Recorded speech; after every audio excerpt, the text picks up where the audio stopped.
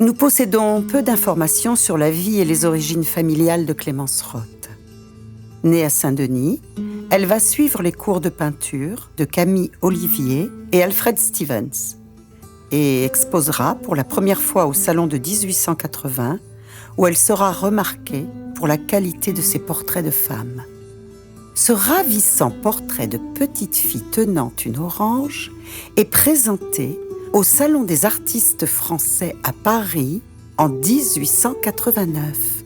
Son succès est tel qu'il est reproduit en première page du Paris Illustré.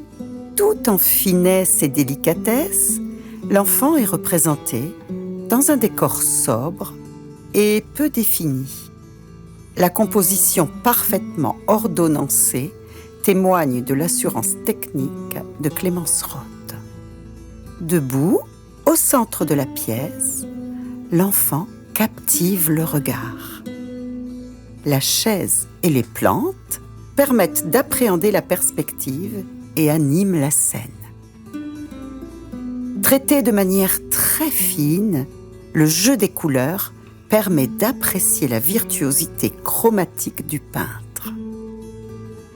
L'éclat de l'orange, au centre de la composition, son rappel sur les lèvres, le rose des pommettes et la lumière du blanc de la manchette donnent toute la puissance aux vêtements noirs. L'identité du modèle n'est pas assurée. Probablement s'agit-il de sa petite fille.